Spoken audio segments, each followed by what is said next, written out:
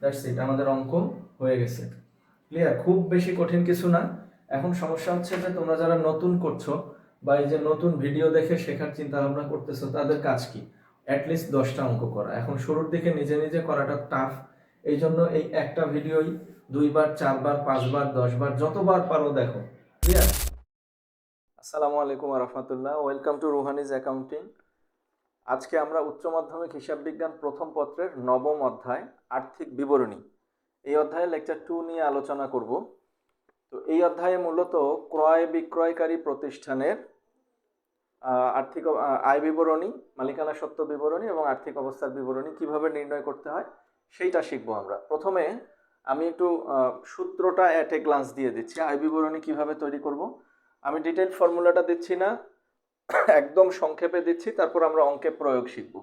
প্রথমে আমরা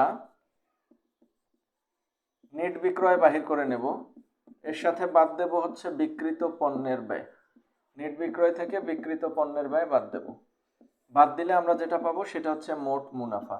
তো এখানে কিছু কোশ্চিন থেকে গেল যে নেট বিক্রয় কিভাবে নির্ণয় করতে হয়, বিক্রিত পণ্যের ব্যয় কিভাবে নির্ণয় করতে হয়। তো এই যে কোশ্চিনগুলো থাকলো, এগুলো পরে আসতেছি আমরা। মোট মুনাফা থেকে বাদ দিতে হবে পরিচালন ব্যয়। তো এইটা হচ্ছে আবার দুই প্রকার। তো পরিচালন ব্যয় যে দুই প্রকার, এটা আমরা ভাগ করে আপাতত শিখব না। ক্লিয়ার? আপাতত আমরা পরিচালন ব্যয়টাকে এক জায়গায় করব, এক জায়গায় করে অঙ্ক শিখব, তারপর আমরা আস্তে আস্তে ভাগ করে কাজগুলো শিখব। পরিচালন ব্যয় বাদ দিলে যেটা বাহির হবে সেটা হচ্ছে পরিচালন মুনাফা। যেটা বাহির হবে সেটার নাম পরিচালন মুনাফা। এর সাথে যোগ হবে অন্যান্য আয় অথবা অপরিচালন আয়, এর সাথে বিয়োগ হবে হচ্ছে অপরিচালন বা অন্যান্য ব্যয়। তো এখন কোশ্চিন হচ্ছে যে অন্যান্য আয় কোনগুলো, অন্যান্য ব্যয় কোনগুলো। তো এইগুলো আমরা সবই ধীরে সুস্থে জেনে নেব। আপাতত হচ্ছে যে একটা অঙ্ক টাচ করা প্রয়োজন। তো যেটা বের হবে সেইটার নাম হচ্ছে নেট মুনাফা। আর আমি চাই না যে এই অঙ্কের সরাসরি শুরুতেই এত ডিটেল সূত্র লিখে দিয়ে অঙ্ক করানো। এটা তোমাদের উপর চাপ তৈরি হয়ে যাবে এবং তোমাদের মনের মধ্যে একটা ভীতি তৈরি হবে। তো আমরা এইটুক হলেই মোটামুটি অঙ্ক শুরু করতে পারবো। বিক্রয় থেকে বিক্রিত পণ্যের ব্যয় বাদ, বাহির হবে হচ্ছে মোট মুনাফা, এর সাথে পরিচালন ব্যয় বাদ পরিচালন মুনাফা, অন্যান্য আয় যোগ এবং অন্যান্য ব্যয় হচ্ছে বাদ। অন্যান্য আয় বলতে অনেক আছে এবং অন্যান্য ব্যয় অনেক আছে। আপাতত একটা জিনিস শিখলেই চলবে, অন্যান্য ব্যয়ে আমরা দেব হচ্ছে ঋণের সুদ, অন্যান্য আয়ে দেব হচ্ছে এখানে দেব হচ্ছে আমরা ঋণের সুদ। ক্লিয়ার? আর এইটা হচ্ছে দেব আমরা হচ্ছে প্রদত্ত ঋণের সুদ। যদি ঋণের সুদটা আয় হয় দেব অন্যান্য আয়ে, আর ঋণের সুদটা ব্যয় হলে অন্যান্য ব্যয়ে দেব। ক্লিয়ার? গৃহীত ঋণের সুদ বা দায়ের যেটা সুদ হবে সেটা খরচ অন্যান্য ব্যয়ে যাবে। আর যদি সম্পদের সুদ হয়, অর্থাৎ ঋণটা যদি আমরা প্রদান করে থাকি, সেটা হবে হচ্ছে আমাদের জন্য আয়, অন্যান্য আয়ের মধ্যে পড়বে। এরপরে যদি বিনিয়োগের সুদ থাকে সেটাও আমরা অন্যান্য আয় দেব। ক্লিয়ার? এখন আমাদের সংক্ষেপে জানতে হবে যে বিক্রিত পণ্যের ব্যয়টা কিভাবে নির্ণয় করব আমরা। বিক্রিত পণ্যের ব্যয় নির্ণয় করার ফর্মুলা হচ্ছে প্রারম্ভিক মজুদ যোগ হচ্ছে নেট ক্রয় যোগ প্রত্যক্ষ খরচ বিয়োগ হচ্ছে সমাপনী মজুদ। ক্লিয়ার? প্রারম্ভিক মজুদ যোগ নেট ক্রয় যোগ প্রত্যক্ষ খরচ বিয়োগ সমাপনী মজুদ। তো এখন কোশ্চেন হচ্ছে যে প্রত্যক্ষ খরচগুলো আবার কি কি।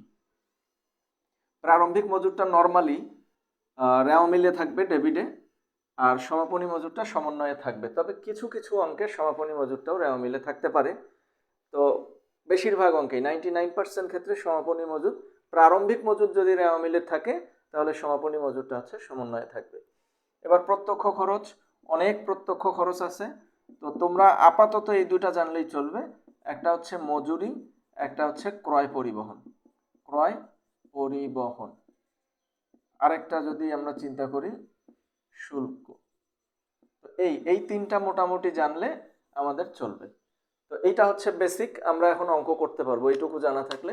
যে নেট বিক্রয় থেকে বাদ দেবো কি বিক্রিত পণ্যের ব্যয়, এরপরে যেটা বের হবে সেটা হচ্ছে মোট মুনাফা, পরিচালন ব্যয় বাদ দিলে হচ্ছে পরিচালন মুনাফা, অন্যান্য আয় যোগ করব এবং অন্যান্য ব্যয় বাদ দেবো, যেটা আমরা পাবো সেটা হচ্ছে নেট মুনাফা। আমরা এখন একটা বোর্ড কোশ্চিন সলভ করব।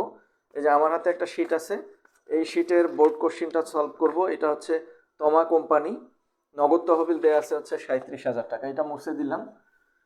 এখন আগের অঙ্কটাতে আগের লেকচারে আমরা একই সঙ্গে আয় বিবরণী এবং আর্থিক অবস্থার বিবরণী প্রস্তুত করছি, কিন্তু এটা বোর্ডে জায়গা হবে না, যার কারণে আমরা একসঙ্গে তৈরি করতে পারবো না।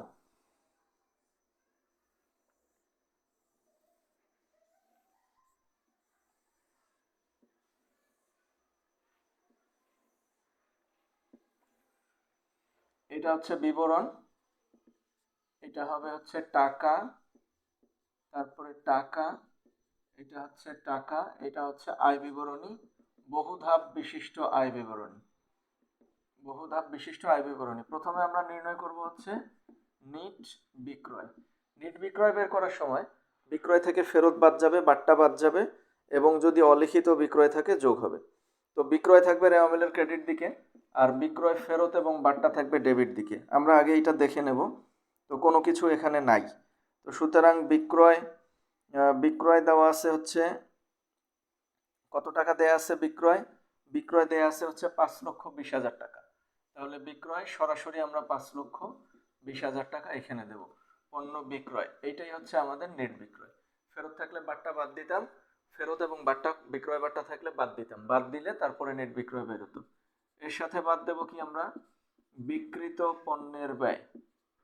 বিক্রিত পণ্যের ব্যয়, বিক্রিত পণ্যের ব্যয় প্রথমে আমরা কি দেব? প্রারম্ভিক মজুদ। প্রারম্ভিক মজুদ কত টাকা আছে? প্রারম্ভিক মজুদ দেয়া আছে হচ্ছে 55,000 রেওয়া মিলের ডেবিট দিকে। এর সাথে যোগ হচ্ছে নিট ক্রয়। নিট ক্রয় রেওয়া মিলের ডেবিট দিকে থাকবে 3,55,000। ক্রয় ফেরত থাকলে বাদ দেব, ক্রয় বাট্টা থাকলে বাদ দেব 3,55,000। এরপরে পণ্য উত্তোলন থাকলে বাদ দেব, পণ্য বিতরণ থাকলে বাদ দেব, অলিখিত ক্রয় থাকলে যোগ করব, এখানে একটাও নাই। এর সাথে যোগ হবে প্রত্যক্ষ খরচ। প্রত্যক্ষ খরচ আমি বলছি খেয়াল রাখবা যে মজুরি, ক্রয়, পরিবহন। তো এখানে মজুরি দেয়া আছে 22,000, সমন্বয়ে যদি বকেয়া থাকে যোগ হবে, অগ্রিম থাকলে বাদ যাবে। তো ক্রয় পরিবহন দেওয়া নাই, শুল্ক দেয়া নাই। এর সাথে ফাইনালি বাদ যাবে হচ্ছে সমাপনী মজুদ। তো সমাপনী মজুদ প্রশ্নে দেওয়া আছে সমন্বয়ে 1,00,000 টাকা, আর বাজার মূল্য 1,05,000। সবসময় ছোটটা বাদ যাবে হিসাব বিজ্ঞানের রক্ষণশীলতা নীতি অনুযায়ী। হিসাব বিজ্ঞানের রক্ষণশীলতা নীতি অনুযায়ী ক্রয় মূল্য এবং বাজার মূল্যের মধ্যে কম মূল্যটি নিতে হবে। তাহলে এখন আমাদের কাজ হচ্ছে এগুলোকে যোগ বিয়োগ করা। তাহলে যোগ বিয়োগ করব। এটা হচ্ছে 55,000, যোগ হচ্ছে 3,55,000, যোগ হবে 22,000, বিয়োগ হবে হচ্ছে 1,00,000 টাকা। তাহলে এটা হচ্ছে 3,32,000 টাকা। এটারই নাম বিক্রিত পণ্যের ব্যয়। ক্লিয়ার? এটার নাম কি? বিক্রিত পণ্যের ব্যয়। তাহলে প্রারম্ভিক মজুদ যোগ নিট ক্রয় যোগ প্রত্যক্ষ খরচ বিয়োগ সমাপনী মজুদ। আমরা যোগটা আরেকবার যোগ বিয়োগ চেক করি। 55 যোগ 355 যোগ 22 বিয়োগ হচ্ছে 100, তাহলে 332। আচ্ছা, এখন 520 থেকে আমরা 332 বাদ দেব, তাহলে যেটা বের হবে এইটার নাম হচ্ছে মোট মুনাফা। তাহলে মোট মুনাফা কত আসলো? 1,88,000। তাহলে 5,20,000 থেকে বাদ যাবে 3,32,000, 1,88,000। এটা হচ্ছে মোট মুনাফা। এর সাথে বাদ যাবে হচ্ছে পরিচালন ব্যয়। পরিচালন ব্যয় হচ্ছে আবার দুই প্রকার। পরিচালন ব্যয় দুই প্রকার, এই ভাগটা আমরা আস্তে আস্তে শিখব। আপাতত সকল পরিচালন ব্যয়কে আমরা এক জায়গায় করব। তো এখন পরিচালন ব্যয় প্রথমে বলা আছে বাড়ি ভাড়া 10 মাসের 30,000। তাহলে আমরা লিখব বাড়ি ভাড়া। বাড়ি ভাড়া দেয়া উচিত ছিল 12 মাসের, কিন্তু আমরা দিয়ে দিছি 10 মাস, তার মানে বকেয়া আছে 2 মাস। তাহলে এর সাথে যোগ হবে হচ্ছে বকেয়া। 30,000কে আমরা 10 দ্বারা ভাগ করব, 2 দ্বারা গুণ করব, তাহলে 3 2 6,000। তাহলে এই টাকাটা হবে হচ্ছে 36,000। এরপরে বেতন আছে 9 মাসের। এখন কোশ্চিন করতে পারো বাড়ি ভাড়া যদি 15 মাসের থাকতো, 15 মাসের থাকা মানে 3 মাসের অগ্রিম আছে, তাহলে 15 দ্বারা ভাগ করতাম, 3 দ্বারা গুণন করতাম, গুণন করে যে টাকাটা আসতো 15 দ্বারা ভাগ 3 দ্বারা গুণন, সেই টাকাটা আমরা বিয়োগ করতাম। বকেয়া থাকলে যোগ করব, যে কোনো এন্ট্রির বকেয়া থাকলে যোগ, আর অগ্রিম থাকলে বাদ। এবং এই বকেয়াটা খরচের বকেয়া হলে দায়ে বসবে, আর আয়ের বকেয়া হলে সম্পদে বসবে। আর অগ্রিমটা খরচের অগ্রিম হলে সম্পদে বসবে, আয়ের অগ্রিম হলে দায়ে বসবে।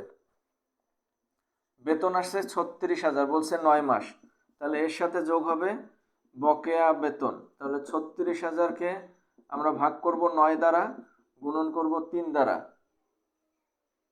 তাহলে 4 3 4-এ এটা কত হয় 12,000। তাহলে এই 12,000 আমরা যোগ করব, তাহলে 36 আর 12 হচ্ছে 48,000, তাই না? এরপরে প্রারম্ভিক মজুদ হয়ে গেছে। রেওয়া মিলের যে আইটেমটা একবার অঙ্কে বসবে এটা আর বসবে না। ক্রয় গেছে, মজুরি গেছে। এরপরে চালানি কারবারে পণ্য প্রেরণ, এটা চলতি সম্পদ। দালান কোঠা আসবে না, বিনিয়োগ আসবে না, বিনিয়োগ সম্পদ। অফিস সরঞ্জাম সম্পদ, প্রাপ্য হিসাব হচ্ছে সম্পদ, অফিস খরচ আসবে। এরপরে আসবে হচ্ছে অফিস খরচ। অফিস খরচ কত আসবে? অফিস খরচ দেওয়া আছে হচ্ছে 22,000 টাকা। এরপরে সমন্বয় চেক করব। সমাপনী মজুদ গেছে, প্রাপ্য হিসাবের 5% আদায়যোগ্য নয়। এটা নতুন অনাদায়ী দেনা সঞ্চিতি। নতুন অনাদায়ী দেনা সঞ্চিতি বলছে প্রাপ্য হিসাবের 5%। তাহলে এই টাকাটা আদায় হবে না, আর সন্দেহ আছে। তাহলে প্রাপ্য হিসাব কত টাকা আছে এটা আগে দেখে নিতে হবে, 85,000। তাহলে 85,000-এর কত পার্সেন্ট? প্রাপ্য হিসাবের 5%। তাহলে 8,500-র অর্ধেক হচ্ছে 4,250। তারপরেও আমরা চেক করে নেই, 85,000 গুণন হচ্ছে 5%, তাহলে 85,000-এর 5% হচ্ছে 4,250 টাকা। ক্লিয়ার? এরপরে আরো কিছু খরচ আছে, আমি উপরের অংশটুকু মুছে দিলাম, এই অংশটা আর প্রয়োজন নাই। তো সুতরাং মোট মুনাফাটা আমাদের লাগবে। আচ্ছা, মোট মুনাফাটা যেহেতু লাগবে, মোট মুনাফাটা থাক। আমি মোট মুনাফাটাকে একটু উপরে লিখে দিলাম সুবিধার্থে। মোট মুনাফাটা কত ছিল? 1,88,000। এটা হচ্ছে মোট মুনাফা। এই পরিচালন ব্যয় কথাটা আমি এইখানে লিখে দেই বাদ পরিচালন ব্যয়। পরিচালন ব্যয়। ক্লিয়ার? তো প্রথমে কি ছিল? বাড়ি ভাড়া, তারপরে হচ্ছে যোগ বকেয়া, বেতন যোগ বকেয়া, অফিস খরচ, নতুন অনাদায়ী দেনা সঞ্চিতি। তো আমি এগুলো একটু উপরে লিখে নিচ্ছি। এটা হচ্ছে 30,000, 6,000, তাহলে কত হলো? 36,000। এই শিরোনামগুলো আর দিচ্ছি না। একটা হচ্ছে 36,000 আর হচ্ছে 12,000, তাহলে টোটাল হচ্ছে 48,000। এরপরে অফিস খরচ ছিল 22,000 আর হচ্ছে নতুন অনাদায়ী দেনা সঞ্চিতি 4,250। আচ্ছা, তাহলে এইটা আমি পুরোটা মুছে দিলাম। এখন সমন্বয় চেক করব আরো কোনো খরচ আছে কিনা। তাহলে সমাপনী মজুদ প্রাপ্য হিসাবের আদায়যোগ্য নয়, দালান কোঠার অবচয় বাকি আছে, আর অফিস সরঞ্জামের বাকি আছে। তাহলে আমরা লিখব অবচয় সমূহ। শিরোনাম দিলাম অবচয় সমূহ। অবচয় হচ্ছে খরচ। স্থায়ী সম্পত্তির ক্রয় মূল্য বন্টন প্রক্রিয়াকে বলা হয় অবচয়। তাহলে দালানের অবচয় কত পার্সেন্ট বলছে? 10%। দালান দেওয়া আছে 2,90,000-এর 10%, 29,000। আর অফিস সরঞ্জামের অবচয়, অফিস সরঞ্জামের অবচয়, অফিস সরঞ্জামের বলছে হচ্ছে 5%। অফিস সরঞ্জাম আছে 31,000। 31,000-এর 5%, এটা হচ্ছে 1,550 টাকা। 1,550 এর সাথে যোগ হবে 29,000, তাহলে এটা হবে 30,550 টাকা। 30,550, এই হচ্ছে অবচয়।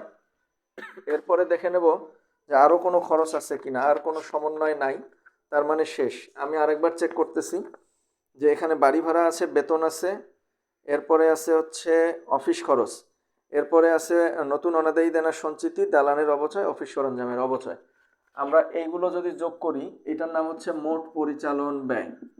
এটার নাম কি? মোট পরিচালন খরচ বা ব্যয়। তাহলে আমাদের কাজ হচ্ছে এখন এটাকে যোগ করে নেওয়া। 36,000, 48,000, 22,000, 4,250, 30,550। এই টাকাটা হবে 1,40,000, 1,40,800। এই মোট পরিচালন ব্যয়। আমরা যদি এইটার সাথে এটা বাদ দেই, 1,88,000, 1,88,000 বিয়োগ এটা, তাহলে পরিচালন মুনাফা বের হবে কত? আচ্ছা, 1,88,000 বিয়োগ হচ্ছে 1,40,800, তাহলে 47,200 টাকা পরিচালন মুনাফা। এই টাকাটাকে আমি আরেকবার চেক করে নেই। 36,000 যোগ হবে 48,000 যোগ হবে 22,000 যোগ 4,250, 30,550, টোটাল হচ্ছে 1,40,800। 1,88,000 থেকে বিয়োগ হবে আনসার 47,200। এটা হবে পরিচালন মুনাফা, এটা হবে পরিচালন মুনাফা। এই যে এই টাকাটা, এর সাথে যোগ হবে অন্যান্য আয়। এই অঙ্কে আছে জন্য লিখতেছি অন্যান্য আয়। এখন কোশ্চিনে বলা আছে বিনিয়োগ বলা আছে হচ্ছে বিনিয়োগ বলা আছে 12% বিনিয়োগ 1,22,000।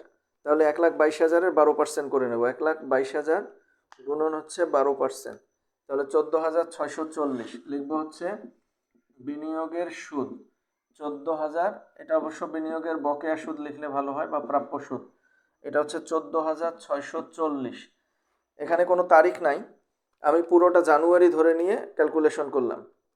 22,000-এর 12%, 1,22,000-এর 12%, 14,640 টাকা। এর সাথে বাদ যাবে হচ্ছে অন্যান্য ব্যয়। অন্যান্য ব্যয় এটা হচ্ছে ঋণ দেওয়া আছে। ঋণ কত টাকা দেওয়া আছে? 1/1/2017, তার মানে সম্পূর্ণ বছরের। আমরা বিনিয়োগের সুদটা কিন্তু কিছু বলা না থাকার কারণে 12 মাসের ধরলাম, আর ঋণ বলা আছে 1/1/2017 সাল, তার মানে নিঃসন্দেহে 12 মাস। তাহলে এইখানে লিখবো আমরা ঋণের বকেয়া সুদ। তাহলে ঋণ আছে 1,80,000-এর 10%, 18,000 টাকা। তাহলে ঋণের বকেয়া সুদ হবে 18,000, এটা বাদ যাবে। ক্লিয়ার? তাহলে আমরা যেটা পাবো এটার নাম হচ্ছে নেট মুনাফা। যেটা পাওয়া যাবে সেটার নাম কি? নেট মুনাফা। তাহলে 47,200 থেকে 47,200 যোগ 14,640 বিয়োগ হবে 18,000, তাহলে 43,840।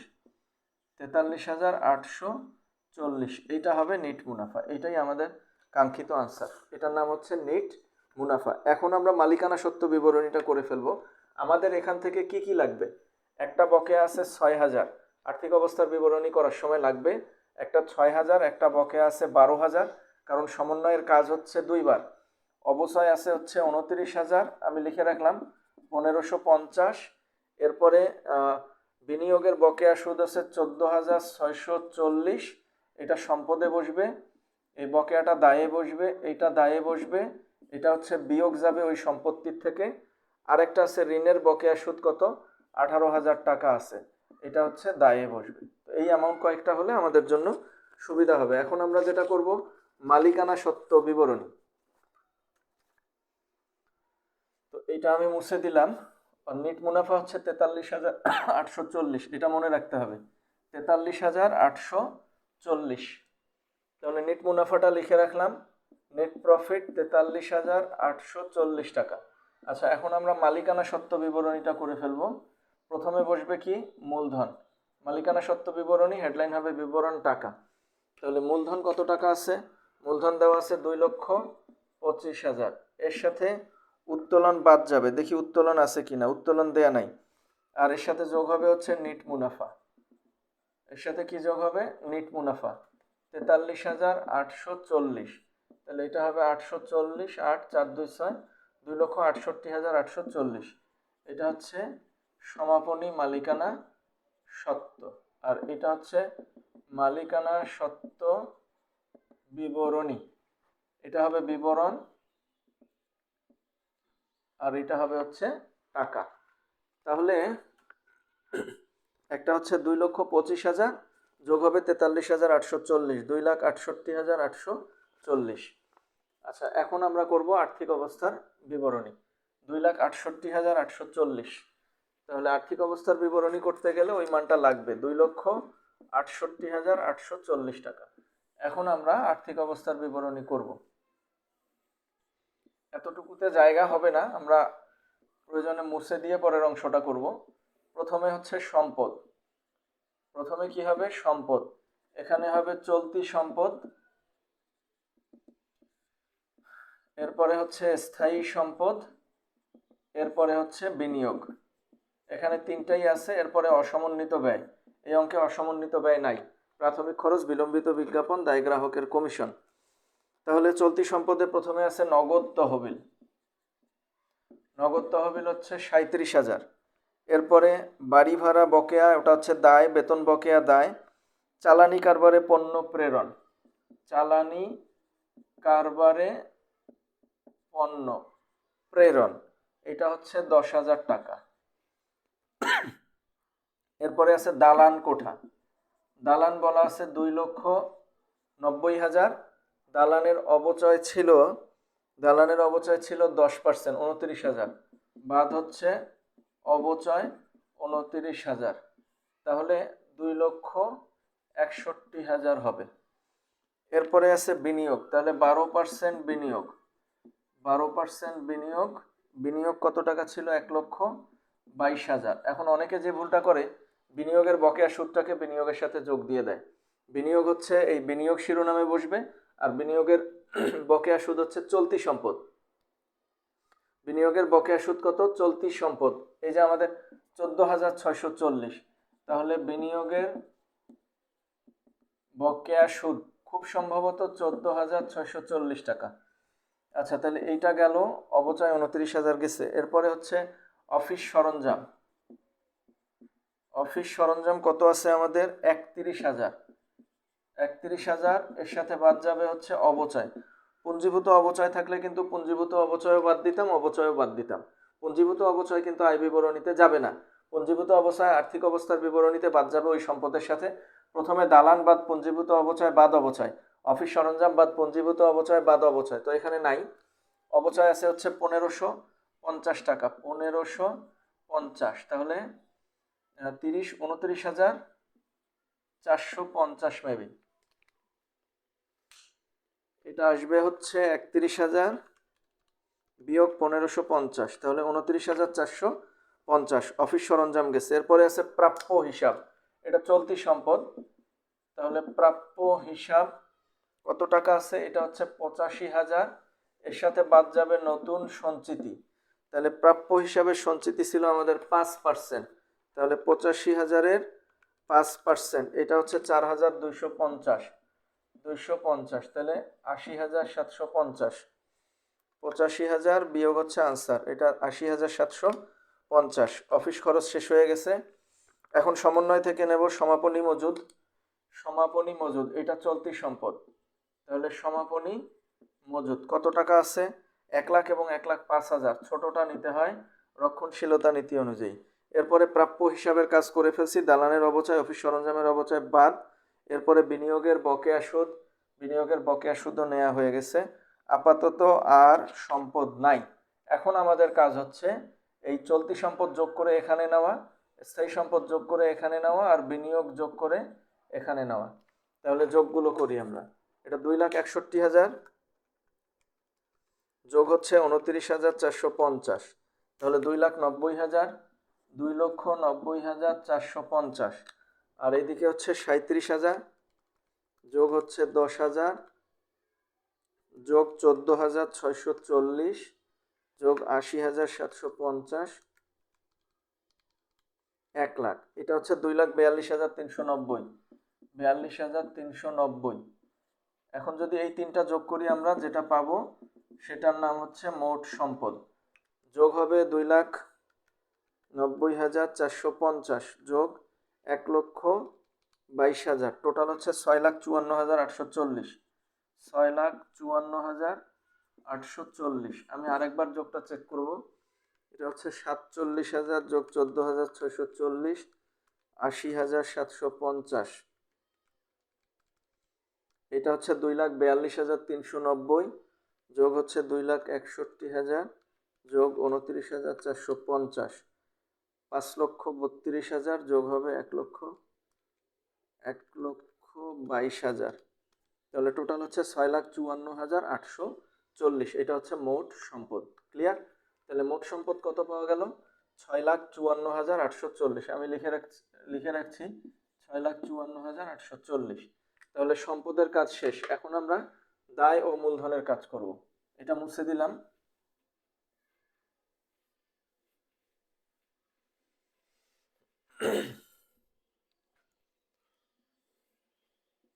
তিন ভাগ করে নিয়ে এখন এটা দেব হচ্ছে দায় ও